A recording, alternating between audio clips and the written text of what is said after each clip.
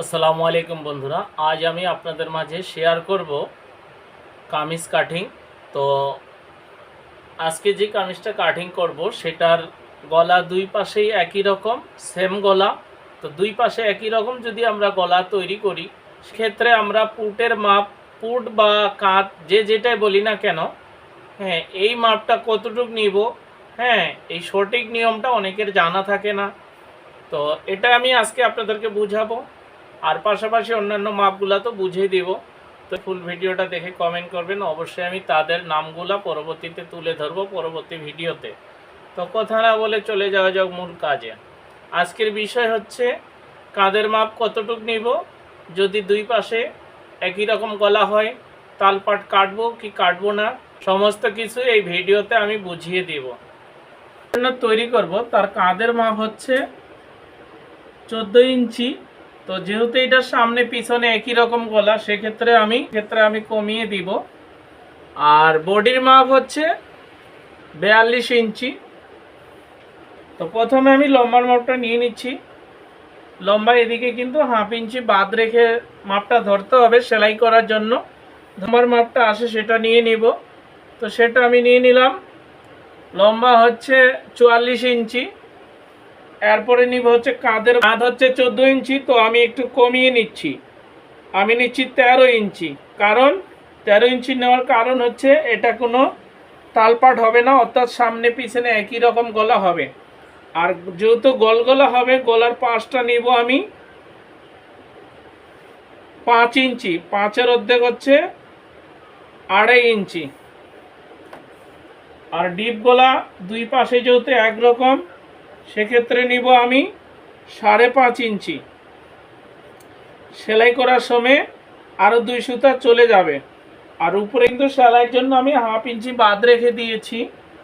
হ্যাঁ, এরপরে ডিপটা নিলাম হচ্ছে 5.5 ইঞ্চি, আরও 2 সুতা কিন্তু বাড়বে সেলাই করার সময়।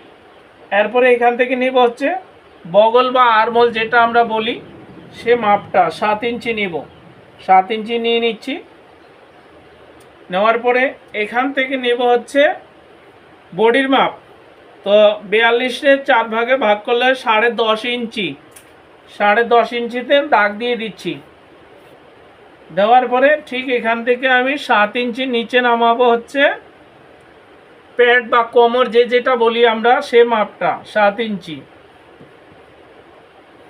এখন আমি কিন্তু ভেঙে ভেঙে আপনাদেরকে মাপগুলো বুঝিয়ে দিচ্ছি। এখন এখান থেকে আবার 7 ইঞ্চি নিচে নিব হচ্ছে হিপের মাপ। হিপ বা পাছা যে যেটা বলি, এই যে। তাহলে এখান থেকে কতটুকু দাঁড়ালো, কাঁধ থেকে মেজারমেন্ট কিন্তু ধরতে হয় কাঁধ থেকে 21 ইঞ্চি। হ্যাঁ, 21 ইঞ্চি।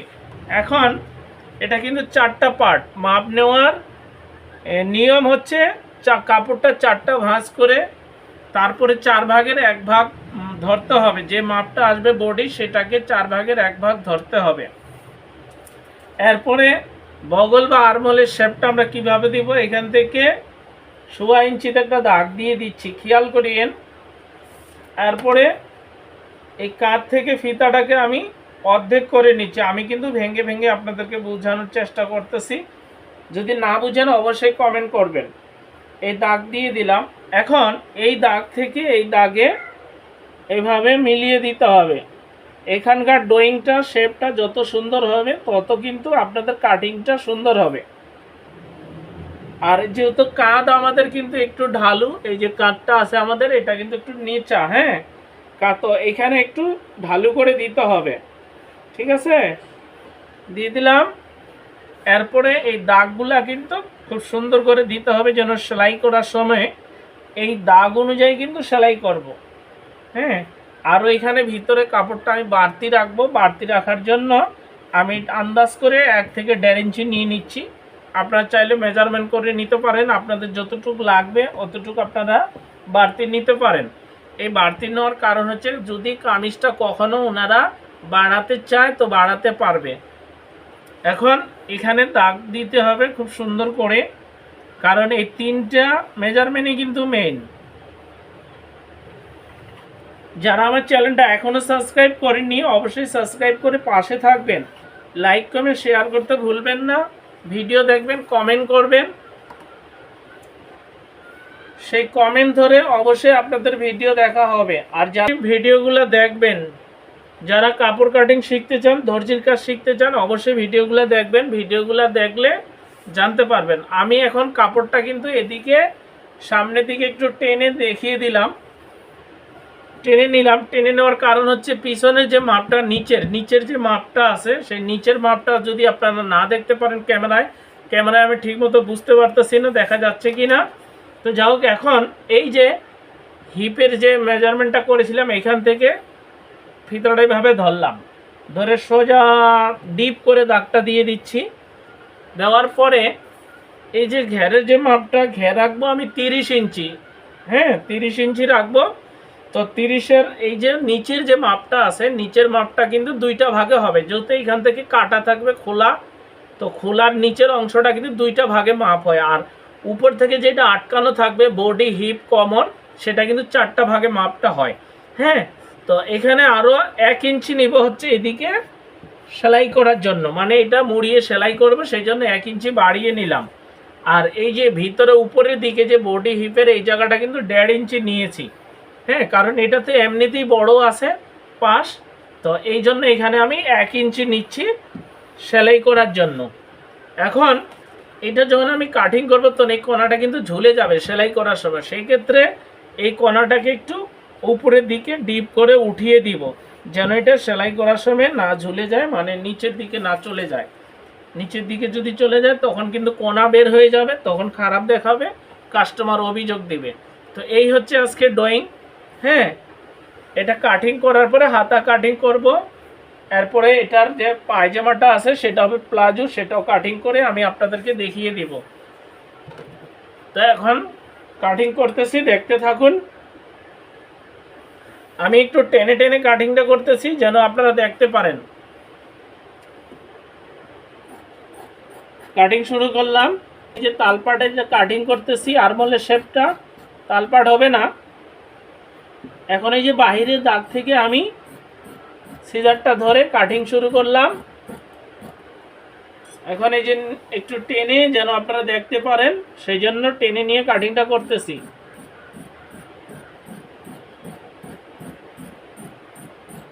কাপড় কাটিং শিখুন, কাপড় সেলাই শিখুন, যারা বেকার আছেন কাজে লাগবে। অন্তত এই কাজ নিজেরা করে নিজেদের হাত খরচ চালাতে পারবেন, সংসারও চালাতে পারবেন। কোনাটা আমি কেটে ফেলে দিলাম। এখন কিন্তু এটা সমান দেখা যাচ্ছে, ঠিক আছে। কাপড় কাটার নিয়ম হচ্ছে এরকম। এখানে কিন্তু আমি একটা টিক মার্ক দিয়ে দিব, মানে এটা হচ্ছে ঘেরের যে মেজারমেন্টটা সেলাই করার সময় যেন এই অনুযায়ী কিন্তু ভাঙ্গাটা দেয়, তাহলে কিন্তু এই নিচের মেজারমেন্টটা ঠিক থাকবে, কম বেশি হবে না। এরপরে আসলে এত টানাটানিটা ঠিক না, যেহেতু আমার এখানে জায়গা কম, আমি কিন্তু টেনে টেনে আপনাদেরকে দেখাচ্ছি। নিয়ম হচ্ছে কাপড় এক জায়গায় বিছিয়ে একভাবে কাটিং করা। তো এই যে গলার এখানে আমি দাগ দিয়ে দিচ্ছি, এই যে বডির এখানে দাগ দিয়ে দিচ্ছি, মানে একটু কাটমার করে দিচ্ছি যেন এই সেলাই করার সময় এই দিক নির্দেশনাগুলো ধরে আমি সেলাই করতে পারি। এখন এটা কিন্তু কোনো তালপাট হবে না, কারণ হচ্ছে এটা গলাটা সামনে পিছনে একই রকম গলা, এই জন্য। আর যদি সামনে পিছনে ছোট বড় গলা হতো তাহলে কিন্তু এখানে সামনের পাটটা একটু ডিপ করতে হতো, ঠিক আছে। তো এখানে আমি আর একটু ডিপ করে নিচ্ছি, সামান্য 2 সুতা পরিমাণ। এখন দেখি তো কতটুক থাকে। দেখুন এখানে 13 ইঞ্চি টিকবে, ঠিক আছে। কাঁধ এটার মাপ ছিল 14 ইঞ্চি, 1 ইঞ্চি আমি কমিয়ে নিয়েছি, কারণ সামনে পিছনে একই রকম গলা, সে কারণে। এখন এই পাশেও আমি চক দিয়ে সুন্দর করে দাগ টেনে দিব, যেন এই দাগ ধরে সেলাই করতে পারি এবং সেলাইটা সুন্দরভাবে হয়। দেখি তো এই পাশে আমার দাগটা ঠিক আছে কিনা। পারফেক্ট পারফেক্ট, যতটুকু লাগবে অতটুকুই আছে। এটার কিন্তু গলাটা আমি কাটিং করতেছি না, আমি কিন্তু বক্রম পেস্টিংটা আপনাদেরকে কাটিং করে দেখাবো, ওইটা এটার সাথে জয়েন করব বলে যে যেটা বলি আমরা। তো এই হাতার মেজারমেন্টটা কিভাবে নিতে হবে এটাও দেখুন। এখান থেকে উপরে আমি 1/2 ইঞ্চি সেলাই করার জন্য বাদ দিয়ে দিচ্ছি, এটা কাঁধের সাথে জয়েন হবে। ধরে নিচের দিকে নিলাম, হাতা হবে 17 ইঞ্চি। এই যে 17 ইঞ্চি, আর 1 ইঞ্চি নিচ্ছি হচ্ছে মুড়ানোর জন্য, সেলাই করার জন্য 1 ইঞ্চি নিচ্ছি মুড়ানোর জন্য, সেলাই করার জন্য। আর হাতার মহড়াটা কতটুকু? হাতার মহড়া হবে 6 ইঞ্চি। তো 6 ইঞ্চির এখানে আমি দাগ দিয়ে দিচ্ছি। আর এখান থেকে 3.5 ইঞ্চি নিচে একটা দাগ দিয়ে দিচ্ছি, এখান থেকেও 3.5 ইঞ্চি নিচে দাগ দিয়ে দিচ্ছি। এখন এটার কিন্তু পানাটা কম, মানে পাশটা কম। তো সেক্ষেত্রে এখান থেকে যেহেতু এই দিক থেকে আমি নিয়েছিলাম কত, 7 ইঞ্চি, হ্যাঁ 7 ইঞ্চি, আর এদিক থেকে নিব আমি 8.5 ইঞ্চি, তাহলে মাপটা কিন্তু পারফেক্ট হবে। তো এখানে আমি এখন একটু কাপড় জয়েন দিব, যেহেতু অন্য কাপড় নেই, এই যে জামার যে কাপড়টা আছে এটাই আমি এখানে জয়েন দিব। ঠিক আছে, এই যে দেখুন এভাবে ধরে এখন মেজারমেন্টটা করতেছি। এদিক থেকে নিচ্ছি হচ্ছে 8.5 ইঞ্চি, অর্থাৎ 1.5 ইঞ্চি বেশি নিচ্ছি। আর এই হাতারও কিন্তু তালপাট হবে না, কারণ যেহেতু সামনে পিছনে একই রকম গলা, হাতার তালপাট হবে না। তালপাটটা কি, আমরা যেটা দর্জির ভাষায় বলি তালপাট, তালপাট হচ্ছে সামনে যে পাটটা আছে এটার কিন্তু হাতার দুই পাশেই 1/2 ইঞ্চি করে কেটে দিতে হয়, এবং হাতার এবং বডির মানে কামিজের যে সামনের পাটটা আছে সেটার কিন্তু কেটে দিতে হয় 1/2 ইঞ্চি করে, শুধু সামনের পাটটা, পিছনের পাটটা কিন্তু না। এই যে নিয়ে নিলাম, আর এখানে যে বাড়তিটা আছে এটাকে আমি কেটে বাদ দিয়ে দিচ্ছি। এটা এখানে জয়েন হবে। তো হয়ে গেল হাতা কাটিং। আর পায়জামাও কিন্তু সেমভাবে কাটিং করতে হয়, প্যান্টের ক্ষেত্রে কিন্তু অন্যরকম। আর এক আপা আমাকে কমেন্ট করেছেন যে লেডিস প্যান্ট কাটিং ভিডিও দিতে, তো অবশ্যই আমি লেডিস প্যান্ট কাটিং ভিডিও দিব। তো লেডিস প্যান্ট কাটিং কিন্তু অনেক রকমের আছে, আমি ধাপে ধাপে আপনাদেরকে বুঝিয়ে দিব, সেই বোনটাও যেন বুঝতে পারে। তো আমি এখান থেকে সোজা কাপড়ের মাপটাকে নিয়ে নিচ্ছি। পায়জামার মাপটা হচ্ছে 30 ইঞ্চি, ঠিক আছে। তো 38 ইঞ্চি, এখানে কাপড়টা আছে কতটুকু, 43 ইঞ্চি। তো আমি উপরের জন্য আমি 2 ইঞ্চি বাড়তি রাখতেছি। রাখার পরে ঠিক এই দাগ থেকে সোজা নিচের দিকে ধরতেছি। ধরার পরে আমি টেনে একটু দেখাই, এখানে 38 এসেছে মেজারমেন্ট, সেখানে আমি দাগ দিয়ে দিচ্ছি। দেওয়ার পরে এই যে ঘেরের যে মাপটা, ঘের রাখবো আমি 23 ইঞ্চি। তো 23-এর 4টা ভাগে ভাগ করব, যেহেতু এটা আটকানো থাকবে, হ্যাঁ। আর এটা যদি জামার ক্ষেত্রে হতো সেক্ষেত্রে 2টা ভাগে ভাগ হতো, ঠিক আছে। তো যাও মাপ নিয়ে নিচ্ছি, এখানে 23-এর 4 ভাগে ভাগ করে যে মাপটা এসেছে সেটা নিয়েছি, হ্যাঁ। এখন এখান থেকে দাগ দিয়ে দিচ্ছি। এই কাপড়টা আমি পট্টিতে দিব, হাইয়ে পট্টিতে দিব। এখান থেকে হাই কতটুকু নিব, হাই আপনাদের যার যেরকম সেই অনুযায়ী হাইয়ের মাপটা নেবেন। তো যার জন্য তৈরি করতেছি ওনার হাইয়ের মাপ হচ্ছে 15 ইঞ্চি। তো এই যে 15তে আমি দাগ দিচ্ছি, আরও 1/2 ইঞ্চি নিচ থেকে দাগ দিচ্ছি, যেহেতু এখানে সেলাই হবে, ঠিক আছে। এটা পারফেক্ট 15 ইঞ্চি হাই থাকতে হবে। এখন কাটিংটা করে নিই। যারা আমার ভিডিও দেখেন, সাপোর্ট করেন, তাদেরকে অসংখ্য অসংখ্য ধন্যবাদ। আর সবাই সবার ভিডিও দেখবেন, সবাই সবাইকে সাপোর্ট করবেন। যারা টেলারিংয়ের কাজ শিখতে চান, জানতে চান, অবশ্যই আরও মানুষের ভালো ভালো ভিডিও আছে, সেগুলো দেখবেন, শিখবেন, বেকার না বসে থেকে কাজে লেগে যান। আমি করছি, আপনারাও করুন। এটা হচ্ছে হাইয়ে পট্টি দিব। এই পট্টিটা দিলে কিন্তু একটু রিল্যাক্স হয় বসার জন্য, হ্যাঁ। এই যে এভাবে জয়েন্টটা হবে।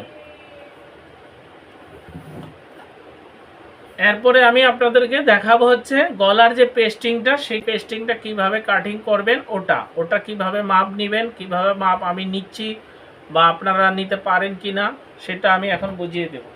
এখান থেকে আমি গলার পাশটা নিয়েছিলাম মেজারমেন্ট করে 2.5 ইঞ্চি অর্থাৎ 5 ইঞ্চি থাকবে হচ্ছে পাশ, 5 ইঞ্চি পাশ থাকবে। এটাও কিন্তু সেম নিতে হবে মাপ, এটা কিন্তু কম বেশি করা যাবে না। এই যে 2.5 ইঞ্চিতে দাগ দিয়ে দিলাম, মেলা করলে এটা হবে 5, মানে খুললে এটা হবে 5 পাশ। আর ডিপটা নিয়েছিলাম হচ্ছে 5.5, ঠিক আছে। এই যে 5.5-এ দাগ দিয়ে দিচ্ছি। আর উপরে কিন্তু অবশ্যই আমি এখানে 1/2 ইঞ্চি সেলাই করার জন্য বাদ রাখতেছি, সেই বাদটা ধরেই কিন্তু মেজারমেন্ট করতে হবে। যেটা বাদ দিয়েছি সেই বাদ দিয়েই কিন্তু মেজারমেন্টটা করতে হবে।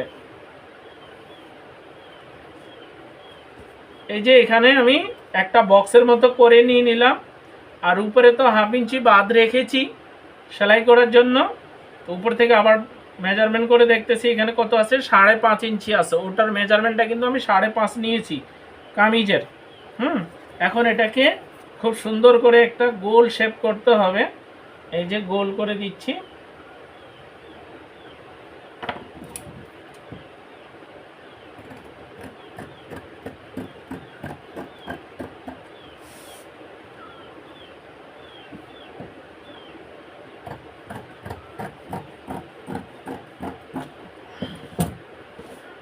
এই যে দেখুন গোলটা কিন্তু অনেক সুন্দর হয়েছে, ঠিক আছে। সেম এরকম আরেকটা করে নেব। দুটো গলায় কিন্তু একই মেজারমেন্ট হলো, একই রকম হলো সামনে পিছনে। কামিজটা যে কোনো পাশে উনি পরতে পারবে, কোনো সমস্যা হবে না। তো আজ এ পর্যন্তই, দেখা হবে পরবর্তী ভিডিওতে। সবাই ভালো থাকবেন, সবার প্রতি আমার সালাম। আসসালামু আলাইকুম ওয়া রাহমাতুল্লাহ।